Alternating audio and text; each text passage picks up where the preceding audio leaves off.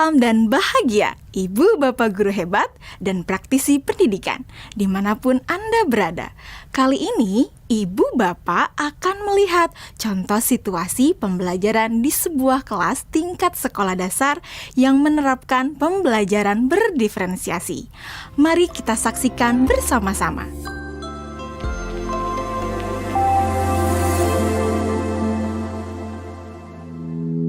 Organ tubuh manusia. Minggu ini, Pak Kasim ingin mengajar sebuah materi tentang cara kerja salah satu sistem organ tubuh manusia, yaitu sistem pencernaan. Adapun tujuan pembelajarannya adalah melalui diskusi kelompok dan penugasan mandiri. 1. Murid dapat menjelaskan fungsi organ pencernaan pada manusia. Kedua, murid dapat membuat model dan menunjukkan cara kerja sistem pencernaan manusia. Sebelum pembelajaran dilakukan, biasanya saya akan melihat tujuan pembelajaran atau target apa yang akan saya capai pada hari itu. Setelah itu, saya melihat data atau informasi terkait murid-murid saya untuk menentukan strategi pembelajaran yang tepat dan penilaian yang sesuai. Saat merencanakan pembelajaran, Pak Kasim mempersiapkan beberapa sumber belajar yang menurutnya akan membantu murid-muridnya belajar sesuai dengan kebutuhannya. Sumber daya belajar yang disiapkan diantaranya adalah sebuah poster, berbagai bacaan yang memuat pembahasan tentang bagaimana organ pencernaan bekerja dari beberapa sumber. Ada yang berupa beberapa buku bacaan dengan tingkat kesulitan berbeda-beda, artikel sederhana, mengunduh sebuah video singkat yang sesuai dengan apa yang ia ingin anak-anak pahami, membuat kartu-kartu pertanyaan untuk membantu murid mengkonstruksi sendiri pemahaman mereka tentang cara kerja sistem organ pencernaan dengan menjawab pertanyaan. Sumber belajar yang beragam ini tentunya tetap sesuai dengan tujuan pembelajaran yang ingin dicapai atau dengan kata lain mengimplementasikan diferensiasi konten.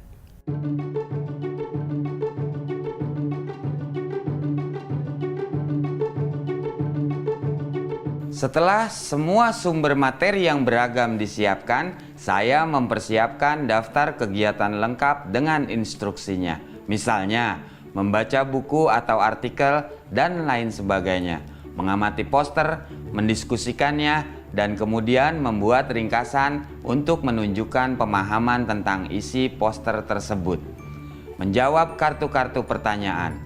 Aktivitas-aktivitas tersebut walaupun berbeda-beda, namun semuanya bertujuan agar murid memahami cara kerja sistem pencernaan. Assalamualaikum. Bagaimana kabar kalian? Waalaikumsalam. Baik, Pak. Hari ini kita akan mempelajari tentang sistem pencernaan manusia.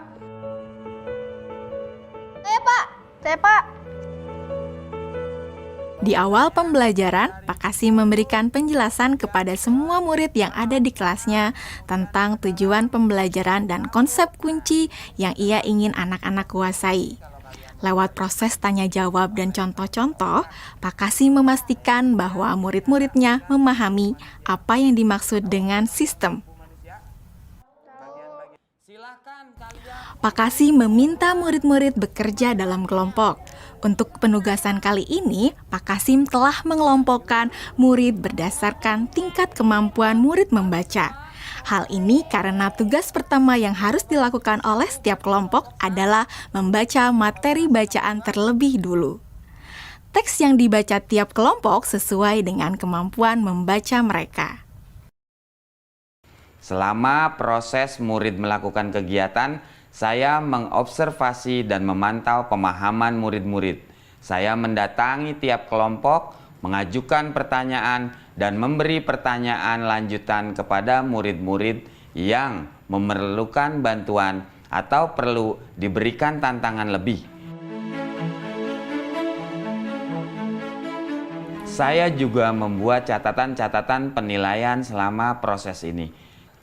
Setiap jawaban murid, pertanyaan murid, saya perhatikan dan menggunakan informasi ini untuk menyesuaikan tingkat bantuan yang akan saya berikan pada murid atau berdiferensiasi proses. Sistem pencernaan adalah serangkaian jaringan organ yang bekerja untuk mencerna makanan. Organ pencernaan antara lain meliputi mulut, kerongkongan, lambung, usus kecil, usus besar, rektum, anus.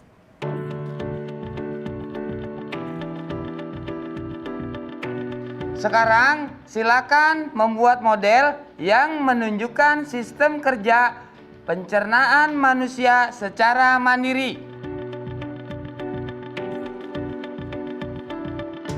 Selama proses murid-murid membuat model sistem pencernaan, Pak Kasim berkeliling melihat pekerjaan murid untuk mengetahui sejauh mana pemahaman murid.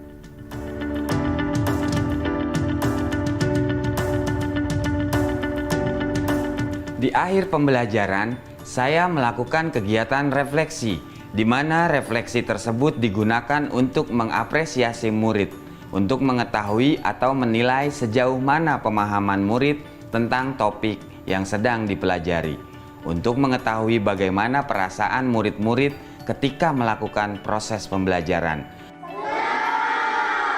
Akdas, Senang, Pak. Arjuna, Senang, Pak. dan tentunya semua ini dapat menjadi informasi bagi saya untuk mengembangkan proses pembelajaran selanjutnya. Ibu dan Bapak guru hebat, demikian video singkat salah satu contoh penerapan pembelajaran berdiferensiasi di jenjang sekolah dasar. Tetap semangat, Ibu dan Bapak guru hebat. Salam dan bahagia.